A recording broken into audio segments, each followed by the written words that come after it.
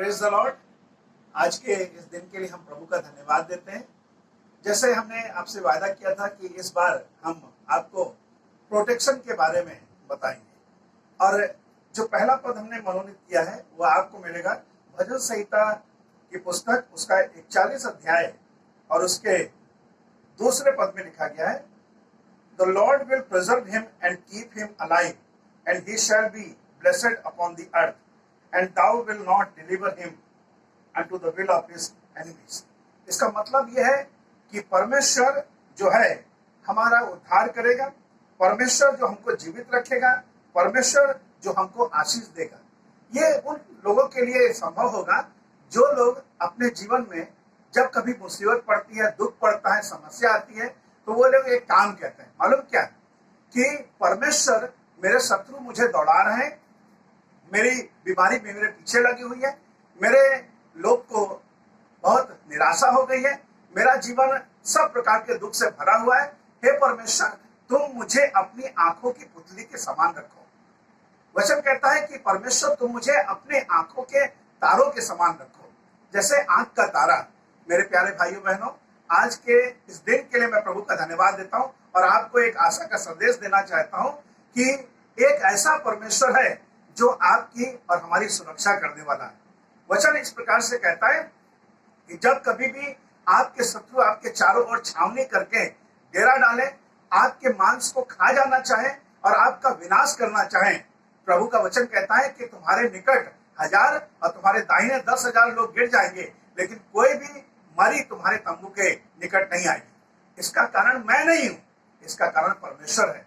वचन कहता है कि परमेश्वर के हाथ में हमारी ढाल है, हमारा डिफेंस करने वाला परमेश्वर है, हमारी सुरक्षा करने वाला परमेश्वर है।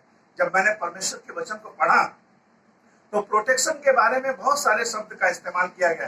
कहीं कहा गया है कीप, कहीं कहा गया है सेव, कहीं कहा गया है रेस्क्यू मी, कहीं कहा गया है परमेश्वर तुम मेरा डिफेंस करो, कहीं कहा गया प्रिजर्व मी, परमेश्वर मुझे सुरक्षा दो। अब सारी बातों का सिर्फ एक ही मतलब है कि परमेश्वर मुझे सुरक्षा चाहिए।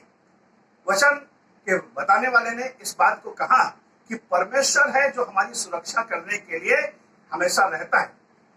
जब भजन संहिता 121 अध्याय में हम पढ़ते हैं तो कहा गया है जो इजराइल की रक्षा करने वाला परमेश्वर है वो आकाश और पृथ्वी का बनाने वाला है, और कहता है कि ना तो वो कभी सोता है ना कभी ऊँघता है, आने जाने में हमारी सुरक्षा करता है, मेरे प्राण की सुरक्षा करता है, मेरी चीजों की सुरक्षा करता है। अय्यूब की परमेश्वर ने सुरक्षा करी क्योंकि अय्यूब के चारों तरफ परमेश्वर ने एक बाड़ा बांध के रखा था। अय्यूब की चीजों की सुरक्षा करी क्योंकि अय्यूब के चारों तरफ, उनकी चीजों के चारों तरफ परमेश्वर ने एक बाड़ा बांध के रखा था। सिर्फ यहाँ ही नहीं, परमेश्वर ने उनके बच्चों के तरफ भी बाड़ा बांध के रखा था, सुरक्षा होती थी। मेरे प्यारे भाइयों बहनों, अगर आपको सुरक्षा चाहिए तो एक काम करना है। परमेश्वर ने आपके लिए, हमारे लिए इस वचन को कहा कि जैसे मुर्गी अपने बच्चों को अपने पंखों के नीचे छिपाकर उनकी सुरक्षा करना चाहती है, वैसे परमेश्वर आपको और हमारी सुरक्षा करना चाहता है। लेकिन प्रभु तो चाहता है, लेकिन आप नहीं चाहते, मैं नहीं चाहता। लेकिन जो लोग जानते हैं वो परमेश्वर के पंख की छाया में आ जाते हैं। परमेश्वर के पंख की छाया में हमें सुरक्षा मिलती है। गीत का लिखने वाला दाऊद जब उसको शाऊल मारने के लिए दौड़ा रहा था तो वो एक गुफा से दूसरी गुफा में जा रहा था सुरक्षा पाने के लिए, और उसने फिर एक गीत लिखा भजन संहिता 57 अध्याय के पहले पद में, कहने लगा हे परमेश्वर मुझ पर अनुग्रह कर, हे परमेश्वर मुझ पर अनुग्रह कर, क्योंकि मैं तेरे शरण में आया हूँ। और कहने लगा जब तक ये विपत्ति टल ना जाए, हे परमेश्वर मैं तेरे पंख की छाया में बना रहूंगा, छाया में मैं बैठा रहूंगा, छाया में रहूंगा।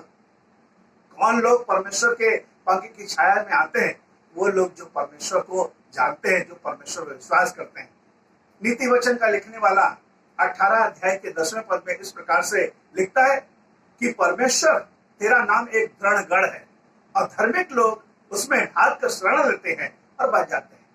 तो कहा गया धर्मी लोग भाग कर शरण लेते हैं, बच जाते हैं, पापी लोग क्यों नहीं भागते? पापी लोग क्यों यीशु के पास नहीं आते? क्योंकि उनको यीशु पर विश्वास नहीं है। लेकिन धर्मियों को यीशु पर विश्वास है। धर्मी लोग भागकर उसमें शरण ले जाते हैं और रक्षा पाते हैं। आज आपको मुझे सुरक्षा पाने की जरूरत है।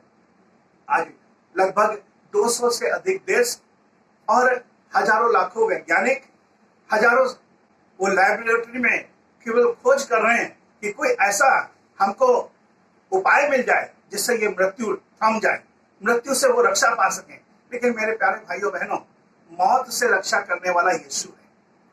हमारे जीवन में अगर आपको सुरक्षा, मुझे सुरक्षा चाहिए, तो एक काम करना है, यीशु के पंख की छाया के नीचे आ जाए।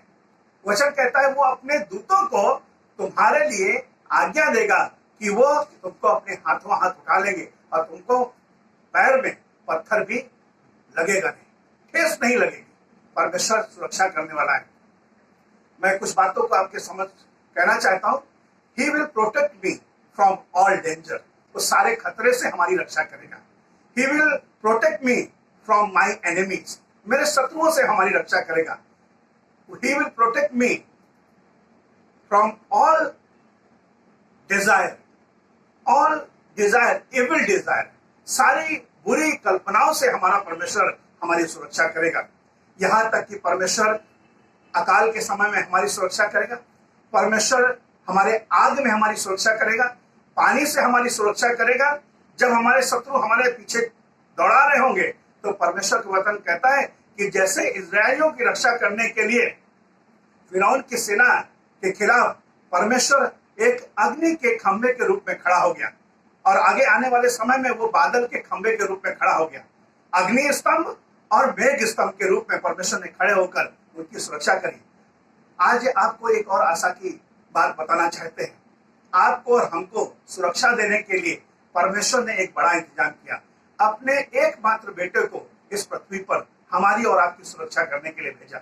क्या मैं उस पर यकीन करूंगा, विश्वास करूंगा? डैनियल की उसने सुरक्षा करी जब वो शेरों की मान में था। तो परमेश्वर हमको जंगली जंतुओं से रक्षा करता है। योना जब मछली के पेट में था, योना को वो मछली खा नहीं सकी क्योंकि परमेश्वर रक्षा करने वाला। ये नहीं कि योना बहुत अच्छे हैं, डैनियल बहुत अच्छे हैं, इसलिए कि परमेश्वर बहुत अच्छा है। वो सुरक्षा करने में मुस्तैद मददगार है, हमारी सहायता करने के लिए तत्पर रहता है। मेरे प्यारे भाइयों बहनों, केवल एक काम करें, दौड़ कर आए और उस परमेश्वर के पंख की छाया के नीचे रह जाए। मैंने सुरक्षा पाई है और आप भी सुरक्षा पाएंगे। कुछ दिन पहले मैंने एक गीत लिखा और उस गीत में कहा गया कि मेरी रक्षा करने वाला ना ऊँघेगा, मेरी रक्षा करने वाला ना सोएगा।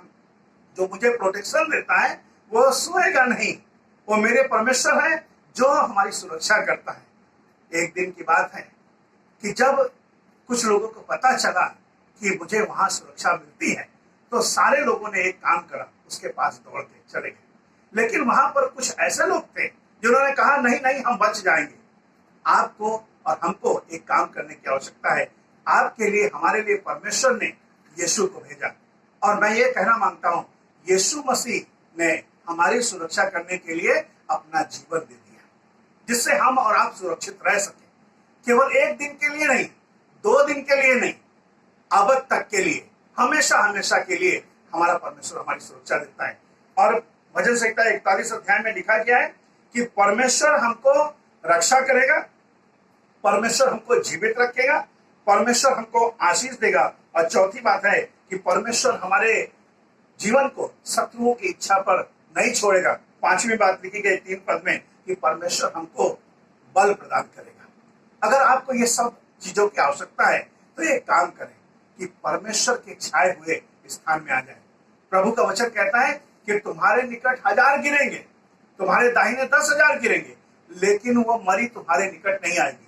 आज सारी दुनिया कोरोना वायरस से परेशान है, लेकिन मेरे प्यारे भाइयों बहनों, आप इस बात को अपने हृदय में बिठा लें कि मेरा परमेश्वर मेरी सुरक्षा करेगा। उस परमेश्वर के हम करीब आ जाएंगे, उस परमेश्वर की नजदीकी में आ जाएंगे, उस परमेश्वर के शरण में आ जाएंगे। आइए हम अपनी आंखों को बंद करें, उस परमेश्वर से दुआ मांगे कि प्रभु आप सुरक्षा करने वाले हैं, हम कहीं और नहीं जाएंगे, सिर्फ तेरी शरण में आएंगे। आइए प्रार्थना करें। प्रभु यीशु मसीह, हम आपका धन्यवाद देते हैं और प्रभु हम भक्ति के साथ कहते हैं कि आप हमारी सुरक्षा करने वाले हैं। You are my protection, you are my shield, protect me as apple of my eyes. प्रभु अपनी आंखों के प्रभु तारे के समान प्रभु हमारी सुरक्षा करें। धन्यवाद देकर यीशु मसीह के नाम में मांगते हैं, आमीन। God bless you.